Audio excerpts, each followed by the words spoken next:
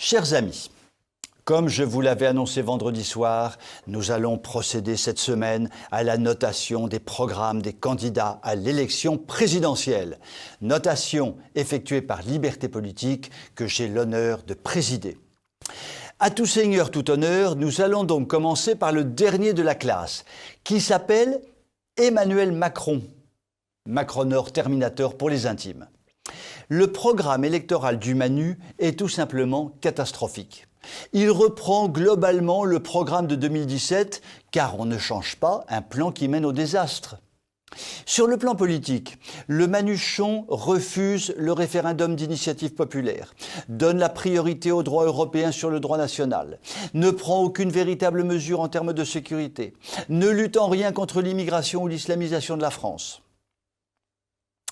Sur le plan économique et social, à peu près rien sur la maîtrise du budget de l'État, sur la réduction de la dette, sur la réindustrialisation du pays, sur une réforme profonde du secteur agricole ou de la santé. Petite avancée sur les retraites, rien de plus. Sur le plan moral et culturel, un bon gros désastre sur l'identité française, la protection de la vie, la famille, l'éducation nationale, les médias ou la liberté d'expression. Ce qui frappe dans ce programme macronorique, qui n'en est pas un, c'est sa vacuité absolue, son absence totale de prise en compte des réalités, son refus absolu de coller vraiment à ce que souhaitent vraiment les Français.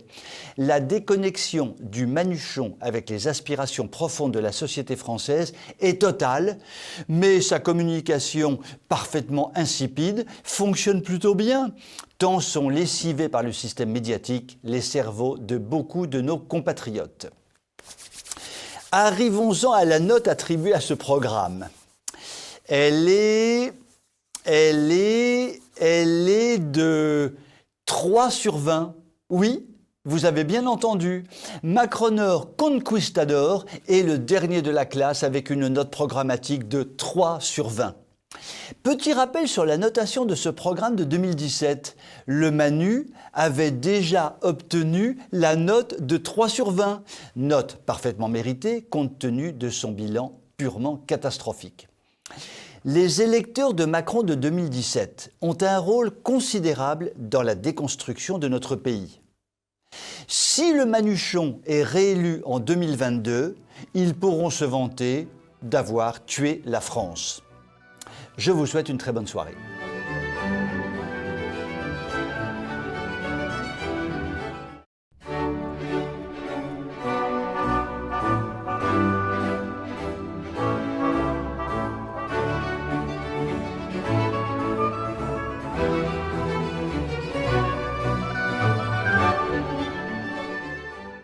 Chers téléspectateurs de TV Liberté, je me suis fait un plaisir de parler hier de la note obtenue par le programme électoral du Manuchon.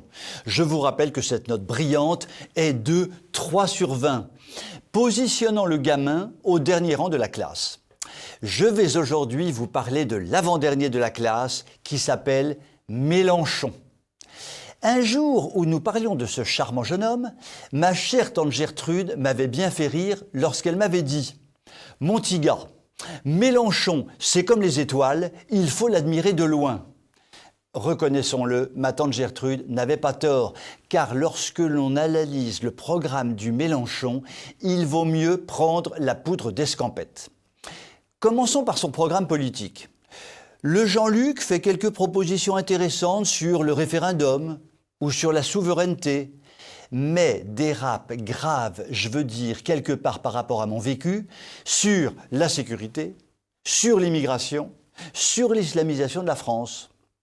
Du côté économique et social, peu de bonnes choses. Certes, quelques idées pour développer l'industrie et l'agriculture, pour réformer le système de santé, mais rien, ou à peu près rien, sur le déficit budgétaire, sur la dette publique, sur une fonction publique pléthorique, sur la dérive des systèmes de retraite publique. Quant au côté moral et culturel, c'est le désastre absolu. C'est Waterloo puissance 100. Rien de positif concernant la protection de la vie, concernant la famille, concernant le redressement de l'éducation nationale, concernant la dictature médiatique, concernant la liberté d'expression. De façon globale, le programme du Merluche est une sorte de programme libertaro-communiste dont l'application permettrait une accélération considérable de l'écroulement de la France. Venons-en à la note. Si le programme de Macronor lui a valu une note de 3 sur 20, celui du Merluche mérite la note brillante de 4 sur 20, qui le place donc en 4e position. Le Merluche évite d'être le dernier grâce à quelques idées intéressantes que le Manu n'a pas pensé développer. Cela veut dire tout de même que les programmes de ces deux candidats sont blanc-bonnet et bonnet blanc. Ils sont l'un comme l'autre très dangereux pour la France. Nous verrons demain si le candidat suivant, 3e de la classe, vaut mieux que les deux derniers. Je vous souhaite une excellente soirée.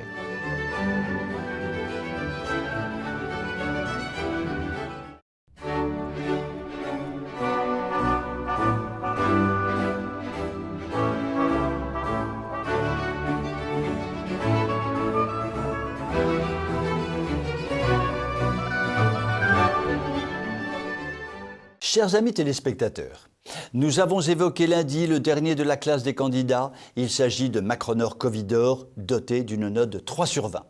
Nous avons évoqué hier le programme de l'avant-dernier de la classe, qui s'avère être le Merluche, doté d'une note de 4 sur 20. Qui est donc l'avant-avant-dernier de la classe ? Eh bien, le candidat est une candidate. Il s'agit de Pécresse, joliment surnommée la Valoche. Alors, que nous raconte-t-elle dans son programme, la Valoche ? Sur le plan politique, elle affiche quelques bonnes idées sur le référendum ou sur la sécurité, par exemple, mais développe en même temps des idées plus que contestables sur la souveraineté, ou sur l'environnement, ou sur l'immigration, ou sur l'islamisation de la France. Pas terrible tout ça. Sur le plan économique et social, des idées intéressantes sur la fiscalité, les retraites ou la santé, mais de très grosses lacunes concernant les finances de l'État, la réforme de la fonction publique ou l'agriculture. Enfin, sur le plan moral et culturel, c'est une véritable déroute. Pour la Valoche, protéger la vie n'a aucun sens. Protéger la famille n'a aucun sens. Protéger les enfants de la pornographie n'a aucun sens. Développer un enseignement libre n'a aucun sens. Rétablir la liberté d'expression n'a aucun sens. Défendre l'identité française n'a guère de sens. De tout cela, il résulte un programme profondément déséquilibré, dans lequel l'on peut trouver tout et le contraire de tout, dans lequel le « en même temps » fleurit et prospère comme les fougères de l'Aubrac au printemps. Après avoir longuement analysé ce programme lacunaire, Liberté Politique lui a attribué une note de 7 sur 20. C'est plus du double de la note obtenue par Macronor Terrasor Covidor, mais c'est une note bien en dessous de la moyenne.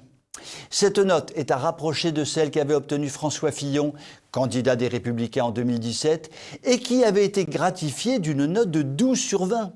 Ce qui signifie que le parti Les Républicains, en quelques années, s'est définitivement éloigné de la droite souverainiste et conservatrice pour se macroniser à fond les ballons. Chers amis téléspectateurs, vous pouvez donc constater que le classement des candidats avance méthodiquement. Nous allons avoir la joie intense de parler demain du second de la classe. Et j'ai la joie vicieuse et perverse de vous laisser sur votre faim et de vous faire passer une nuit blanche. Qui sera donc demain le second de la classe ? Non, je ne vous le dirai pas avant demain soir. Et je vous souhaite quand même une très bonne nuit. À demain.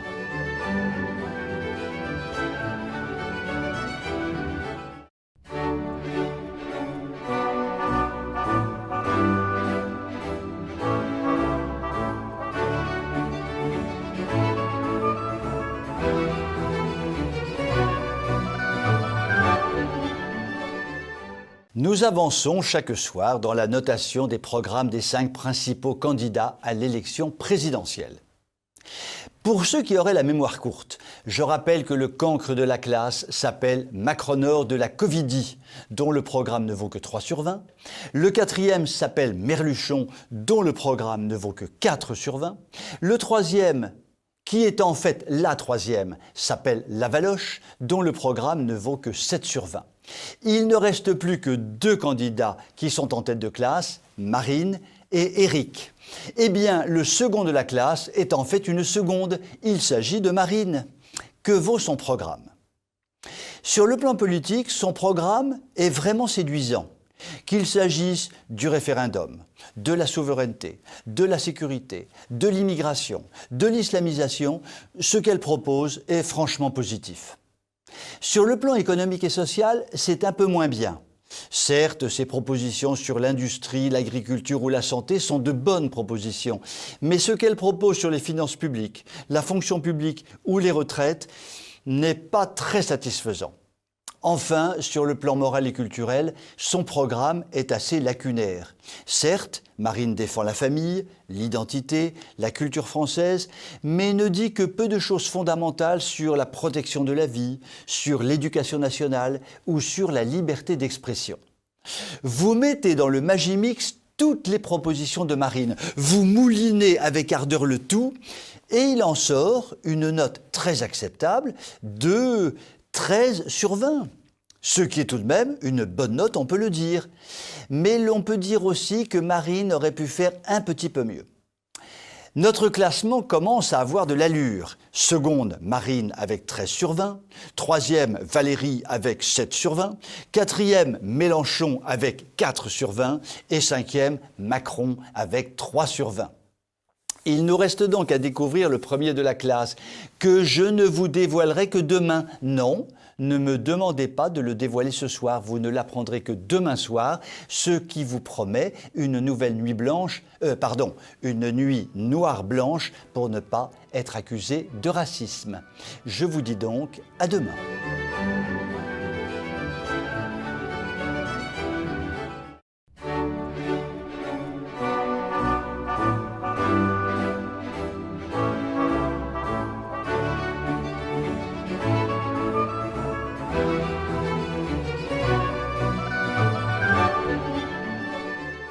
Chers amis téléspectateurs, pour ceux qui n'auraient pas suivi les chroniques de cette semaine, j'espère qu'ils ne sont pas nombreux, je rappelle que chaque semaine ouvrable étant composée de 5 jours, la semaine actuelle, elle aussi composée de 5 jours, a été consacrée par votre modeste chroniqueur à l'analyse des programmes des 5 candidats importants à la présidentielle.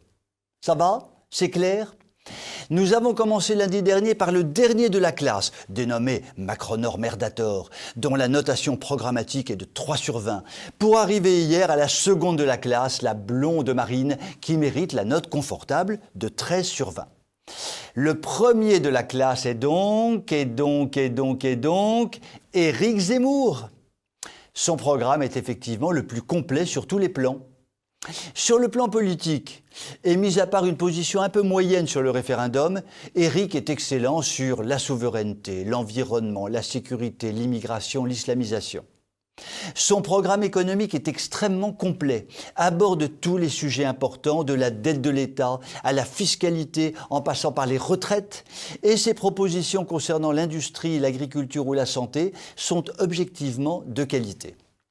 Sur la partie morale et culturelle, il tranche complètement par rapport aux autres candidats en proposant une véritable politique concernant la famille, l'éducation nationale, les médias, la liberté d'expression ou la culture. De façon synthétique, son programme est doté d'une véritable colonne vertébrale, d'une véritable cohérence et d'une réelle faisabilité. La note qu'obtient le candidat est donc de 17 sur 20. 17 sur 20 quand même, qui décroche donc la médaille d'or de l'élection. Je rappelle le classement final des 5 candidats ayant obtenu plus de 10% d'intention de vote dans les sondages. Premier de la classe, Éric Zemmour, 17 sur 20. Second de la classe, Marine Le Pen, 13 sur 20. Troisième de la classe, Valérie Pécresse, 7 sur 20. Quatrième de la classe, Jean-Luc Mélenchon, 4 sur 20, cinquième de la classe, Emmanuel Macron, avec une note de 3 sur 20. Attendez lundi prochain avant de m'insulter, de m'agonir d'injures, de me menacer de mort. Moi, je veux vivre, je veux continuer mes chroniques sur TV Liberté.